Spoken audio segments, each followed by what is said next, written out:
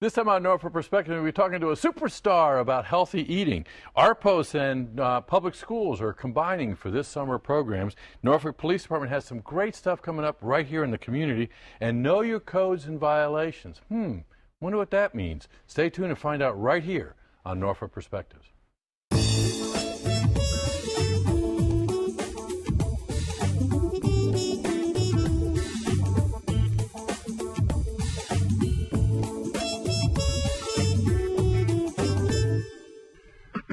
Welcome to Norfolk Perspectives. I'm Bob Batcher, and I've got the guy that is drumming out my theme tune. That was pretty catchy, wasn't it, Jason? With my left hand, too. Now, what do I say? WHRO. HRV. HRV. Yeah. And I've seen you on HRO, too, Yeah. kind of begging for money. TV. TV. Yeah. We like to say pledging. Oh, I'm sorry. Yeah. I noticed coming on, and we tape here at the WHRO studios, Yes. and I'm going to give a little behind the scenes. I noticed just for your benefit, they took the phone numbers down. 889-9476. Well, I'm going to compete with 664-6510. I know it just like the back of my hand. Better than my own number, actually. There we go. Hey, Jay, but today I'm going to talk to you about something completely different, because I heard that you've got quite the beat there. Well, So the world knows you as a performer, but I got to know you over Men Who Cook. And you made some casual comments to me about healthy eating, which plugged in with me because a lot of viewer knows that I'm kind of on this weight loss fitness program as part of Norfolk Healthy Initiative. And you intrigued me when you talked about very simple things that could be done with salad and oil. So that's what we're here. So I'm going to turn it over to you. well, Is this the beginning of the day or the end of the day? actually, it could be for any part of the day. And one very quick thing, Bob, is what I was telling you before we started this. I think one of the problems with people and watching their diets and what they eat, first of all, I'm a foodie. I'm a serious foodie. I'm not a trained chef. I'm not, I can be just like you in terms of a person that likes to cook, but I research. And one of the things I was telling Bob, I was sharing with Bob, with our viewers, is a lot of people forget the process of what they eat throughout the day. In other words, you get up in the morning, you eat breakfast. Let's say you might have a bagel with some cheese, egg, bacon, or something like that, some potatoes, onions, cooked in oil. And then by the time lunchtime comes along, you're not even thinking about what you consume. Right. And for breakfast, and then by dinner time or some snacks in the afternoon, by that point you've already consumed over a teaspoon of salt, which is the U.S. daily requirement. If you're on a low sodium diet, then it's less than that. So it's really about thinking about what you're eating throughout the course of the day. And some things might have a little bit more fat, a little bit more sugar, a little bit more sodium, but keep it at that.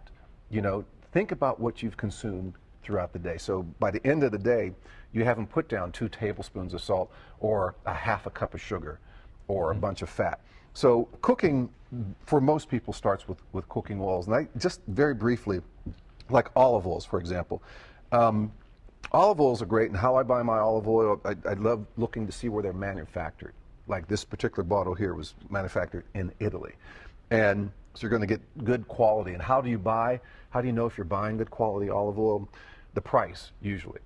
Extra virgin olive oil is cold pressed, and it's the most unrefined of the olive oils and the best tasting. It doesn't have a high smoke point. Smoke points mean where the food starts to break down, nutritional breakdown, and things like that. So like olive oil is just regular olive oil. You don't have the taste. It's more oil. Okay. But extra virgin olive oil, healthier for you. There's more nutrient value. Now, part of my journey, and I keep looking at the salad and thinking, now, in the past, prior to going on the fitness thing, I would have loaded that up, I don't know, with Thousand Island, or this salad here, nice rich ranch. But you're not going to do that with this, are you? No, this salad here, I love fruit. So it contains spinach, some organic spinach, pears, like a Bosc pear, cut up a Bosc pear, some feta cheese, and I took some prosciutto ham. Ooh. And I pan-seared and got it really crispy. Now you don't have to put a lot in here, it's just for an extra little bit of smoky flavor. And then I've made my own dressing, and the dressing is simply honey, balsamic vinegar, and lemon juice. Stir it around, you serve the plate, and you can eat this any time of the day. Bosc pears diced up, spinach, feta cheese, and the prosciutto ham. Ooh, well, Jay, I'm going to let you know a little secret. Usually after a council meeting on a Tuesday night, I usually stop by the drive-thru on a certain restaurant in Riverview, and get me a Big Mac and some chicken nuggets. And now I'm on salad, but that looks great. Bob, pay attention to what you're eating throughout the day. And that's what I suggest to most people. Exactly. Just really think about your diet. Watch your fat intake. Watch your sodium intake. And definitely your sugar intake. One soda, you're putting down several tablespoons of sugar in one drink. Hey, Jay, can I do this before we close? Sure. How many did you drop? I couldn't do that before. I can't tell. Thanks for joining. We're going to be right back with some other great stuff right here in Norfolk.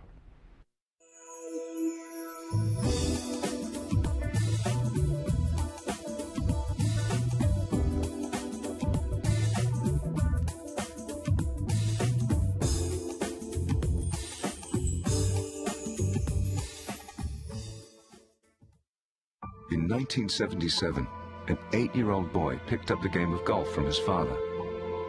The odds of that same boy then making it to the US and European Pro Golf Tours, 1 in 7 million. The odds of the Big Easy winning the US Open twice, 1 in 1.2 billion. The odds of him having a child diagnosed with autism, 1 in 88. Ernie Els encourages you to learn the signs of autism. Welcome back to Norfolk Perspectives. Well, we got some really cool things happening this summer. A lot of it is because you've asked for it, so we've got two people who are going to deliver it. Daryl Crittenton, Director of our post, Recreation, Parks, and Open Space. Good to see you, Bob. And Dr. LaTanya Simmons. How you doing? It's a pleasure to be here, Bob. This is the first chance I've had you to be on Norfolk Perspective because you're fairly new to the public school system. Do you feel like you're new? I feel like I'm used and worn. I'm having a ball, though. Well, and that's what's really kind of cool. It is very cool because you came into the new school system as a new school system. Yes. And really kind of recreating things and jiving it up, right? We like partnerships. We enjoy partnering with the city. So. Yeah, I got this call. I got to be honest with you. I got this call from Daryl. Yes. Out of the blue, he says, "Hey, we're in a very exciting meeting. We're going to do something that's really unique, and we got to come on Norfolk Perspectives to do it." So, what was that all about, Daryl? Well, actually, it's an opportunity to enhance summer school offerings. Dr. Simmons, I can't take all the credit for it. Dr. Simmons had the vision, and she was able to bring in some really motivated staff from both sides. There was Deb Rock from NPS, who's a physical education coordinator. We had Nicole Owens, who's our division head of recreation and leisure activities.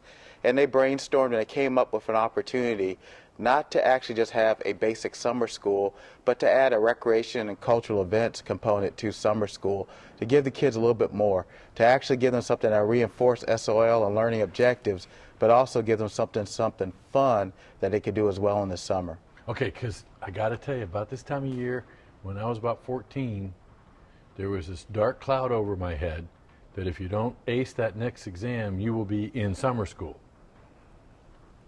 Well, it's going to be a different kind of a summer school this year. So for it's students. not a dark cloud? No, it's not a dark so cloud. So I can sit back, relax, and enjoy it then. No, it's okay, not a cloud at all. There's nothing, the only thing worse than being sent to the principal's office is to go to the superintendent's office. Yeah. I just thought I'd let you know that. So I've been a little nervous here. It's no cloud. Okay, cool. Okay, so what's the program going to be? It's going to be an enrichment opportunity for children to come in and learn at grade level or above even. They're going to be motivated through lots of technology that's aligned to Virginia Standards of Learning. And then Parks and Recreation will take over about midday. And they'll be doing lots of different activities in collaboration with Parks and Rec. So we're going to give them breakfast around 7:30 in the morning when they come in. And around lunchtime, we're going to feed them lunch. But every day they will receive differentiated instruction at their appropriate level so that we can meet them where they are and stretch them so that when they start school, when school starts next fiscal year, they'll have a jump. Because summer kind of is a turmoil for the education process, isn't it? That taking that to, how many months is it now that they take off? A couple of months. Yeah, so that can be a dry spell, can't it? If students don't learn during that time, they lose a lot. Our students will have an opportunity to really show some gains, I think, when they enter school next fiscal year. Okay. Because of this experience. Now, is there one school that's doing this, or? There are 13 schools. Excuse me? 13 schools in collaboration with Parks and Rec. And then we have our middle school program and our high school program also. Mm-hmm. So that that summer school program that I remember from the traditional 14-year-old days are still around. I mean, they're still going to be... They're still around, yes, yes. So there's some kid out there sweating out the next physics class. Yes. Okay, so they still are around. They're still in place. So this will run independent of those then? Well, this is for elementary schools, so the partnership with Parks and Recreation is for K through 12. K through 12. Through 12. And actually, the focus we're looking at is middle school, because that's actually the age where we really know that there's a transitional period. And I think the good thing is this program actually fits into the City Council's priorities with lifelong learning. And lifelong learning actually encompasses those areas where there are key job skills, life learning skills, life skills, as well as academic skills. So what we're trying to do, actually, the MPS and RPOS, is basically to provide a total package for the total child. It's not just based solely off academics, and it's not just based solely off recreational activities. It's a combination of both, so that we can actually stimulate both sides of the brain for those youth that are in those programs. Well, you know, and I was commenting on another show that we did, that given the journey that I'm on with the physical fitness and that, I wish somebody had stimulated both sides of the brain. No, really, when I was, because there are things that I'm doing now at the age of 60 that I wasn't plugged into, because the summer months meant time off. Right.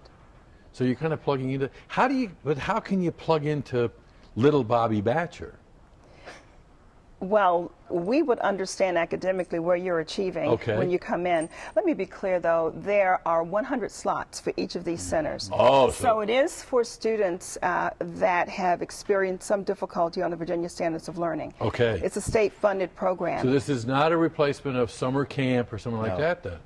No, but there are some other summer camp activities that students can register for at their home school. There will be other opportunities for that. So how do they get plugged into this program, then?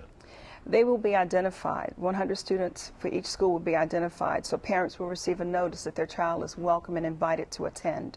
Cool. So it's an optional thing, but if the parent really ought to be encouraged to. We're going to strongly encourage parents to have their children come. We're going to give them lunch. They're going to have a great time. If that comes from the deputy superintendent, it'll be strongly encouraged. Wow. Yeah, let me go back to that whole thing. Remember when I said I was relaxed? Not anymore. If these students that are invited don't come, there will be lots of students waiting to try to fill those seats. So I feel pretty sure we're going to have maximum participation. I think we will too. I think this is a good opportunity. And I think, Bob, getting back to your question about little Bobby Batcher, you got to remember, back when we went to school, you went to summer school because, one, you didn't do well during the regular school year. So it was more of like a punishment, and you got a chance to miss out on summer activities.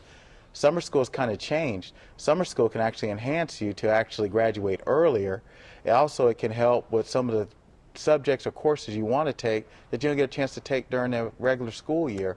So the spin is kind of different. This is more of an option, an elective, something that you want to do rather than you're being forced to go because you didn't do well during the school year. Gee, so look for that letter from the Assistant Superintendent of Schools. I want to say thank you to both of you for really kind of looking at new ways of going on the journey of investing in our future through our kids. So we're hoping that 100 slots per school. 100 per school. That's awesome. So hopefully we'll get those slots filled.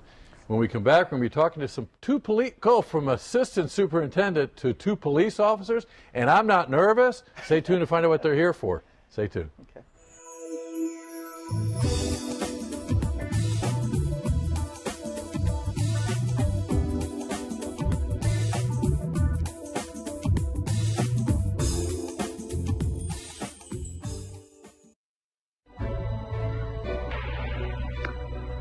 The first day stepping on the court, I couldn't keep up. That motivated me to step up my game. When I reach a goal, I set a new one the next day. And my next goal is to go to college. Mastering the court takes persistence. So does getting into college. I've got what it takes. So do you.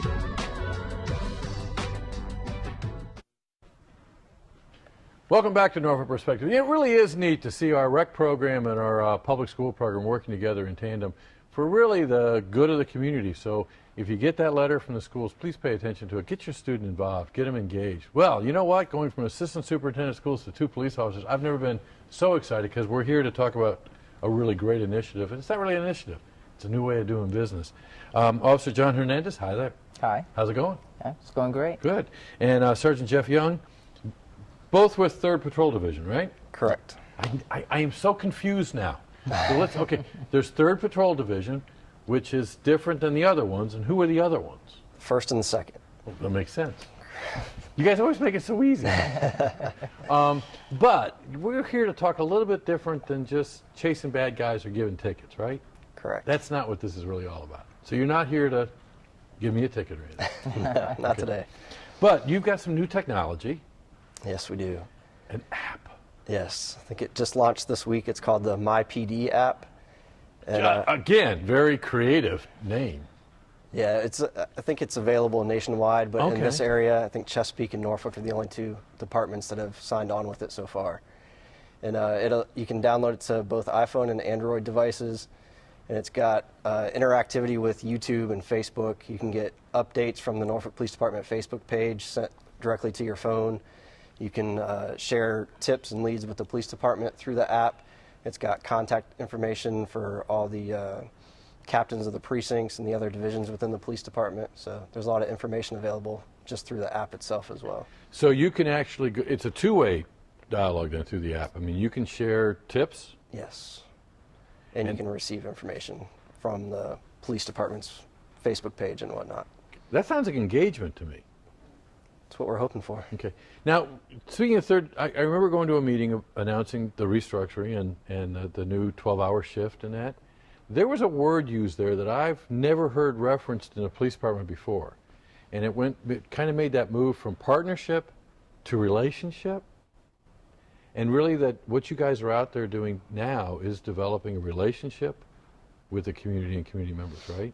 Mm-hmm. What's that mean to you guys when I say that? Well, to me, it's all about assisting the community. And you can't really do that without having a relationship with the people in the community. Especially in one of my neighborhoods, the Park Place neighborhoods. I have seen a lot of participation by the residents, that kind of owning the neighborhood and being part of the solution. And that wouldn't be possible if we were strangers. They'd be less comfortable coming to me with something a concern, or maybe even a tip or a hint on how to do things. So I really appreciate their input, and without a relationship, there is no input from the community. I know that there was one building in particular that was a multifamily unit that was had become a real nuisance, not just to the community, but also to the whole crime scene. And there was a strategic approach made there that worked, didn't it? Yeah, it did, and it involved a lot of people within the city and a lot of residents in the neighborhood. But it was all about working together, and that was the lesson taken apart. Sitting down, creating a plan. Everybody knew their role as far as the citizens with the police and neighborhood quality and city manager. I mean, it took a lot of effort from a lot of people, a lot of coordination. And what was really cool about that is the property owner, who everybody pointed to and said, well, that's really wanted to be part of the solution once they sat down at the table. So, okay, but what's chess got to do with it? I mean, I keep hearing your name associated with chess. You're the new Bobby Fischer of the police department? Well, it's all about strategy. It's all about thinking ahead, mapping out what you're going to do, and foreseeing the possibilities and the results. So you take a 14-year-old off the street and teach him chess? Well, that's something we're working with too, with Lisa Suhey. They call it the NICE initiative. It stands for Norfolk Initiative for Chess Excellence, and it's all about teaching the kids about planning ahead. It's not specifically about chess, although chess is a great tool for teaching. Think 3 moves ahead. If I do this, then it might lead to this, might lead to this. Well, if we can instill that in them and get them thinking about college, get them thinking about their careers, get them thinking ahead, then it makes it a lot easier when you have a plan. Yeah. Jeff, when we talk community policing, we talk about building relationship, how does that jive with what you learned in the academy, though? I mean, You're supposed to be above this stuff? No, that our mission statement is to provide police services responsive to the needs of the community. So we've got to be out there, we've got to have that relationship with the community to know what their issues are, to know where to put our resources and what the problems are that are going to improve their quality of life. And that's really where we've seen the most success in solving crimes and addressing issues, is when we get input from the community, when they give us tips, when they tell us what the problems are in their neighborhood. That's when we're able to be successful. There's all about building that trust in a relationship. Absolutely. Speaking of trust and relationship, we're about ready to go to another segment that's got some friends of yours that are coming. You got any words of wisdom for our people in quality neighborhoods? They're a major component of the partnership, aren't they? Yes, they are. They are. And we work closely with them, and they're a great asset to us. When we can partner with them, they help us address environmental issues and properties that are crime issues as well. A lot of times it's easier to take that approach, at least to get action started, and using the codes enforcement and the environmental codes and stuff like that. So they're a great partner. Well, not to go back to chess, but we all play a role. Like any piece on the chessboard, we all play a role, and without those pieces, you can't win the game. So all those pieces. So when we come back, we're going to introduce the other pieces and see what they have to say about you guys. Stay tuned for some more talk about quality neighborhood and the role you can play.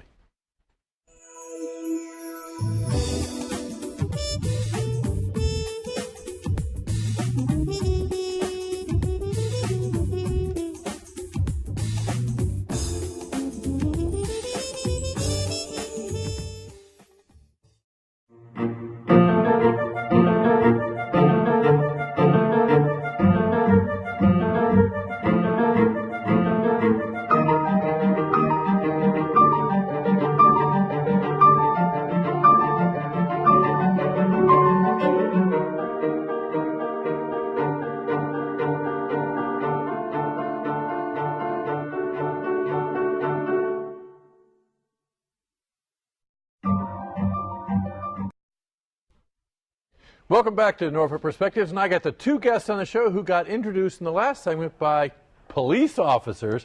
Does that say something about Sherry Johnson and Lorenzo Harris? How do the police know you so well? Because we're partners. There we go. There we go. Not partners in crime, but we're partners in healthy, safe neighborhoods. Let's talk about that, though, because it really has been our new approach, or enlivened approach, to dealing with what have been nuisances, right? Right. Mm-hmm. And it's not something so much new, Bob, but I think certainly with the city manager coming on board, one of the things is we're enhancing that and really seeing the values of really working together, because what happens is in your neighborhood, crime and code violations will sometimes go together, and we can help each other. So that house that really is looking a little unsavory will have some of those nuisance violations that we can help out. The officers can identify, and we can work together. Well, and let's go going back, and we talked with Hernandez about the multifamily property. Right. That was talked about for what? Years. And it was like a single solution, city do something about it. And it was bringing all the parties together that really helped, right? Correct. I mean, I think the most important thing is formulating a partnership so we all are affected by it. So in order to solve it, we all need to work together in order to solve the problem. And I think what you mentioned before, though, one of the pieces that we may have been missing in the city is really, with the neighbors building neighborhoods, is neighbors taking responsibility. And like you said, we brought that property owner in and gave him some options, and he was certainly willing to work with us. Okay, so let me cut right to the chase. Pardon the pun. Tall grass and weeds. Is there a solution? Concrete, but that's not going to really help the environment. No. This time of the year, it really, and especially this week or so, it's been springing up. In the city of Norfolk, 12 inches or more is tall weeds and grass, and it is an ordinance that we enforce. Now, realize 12 inches is almost a wheat field, so that's pretty tall. Mm-hmm. So those are things that you see if they're going on in your neighborhood. We want you to call us, let us know.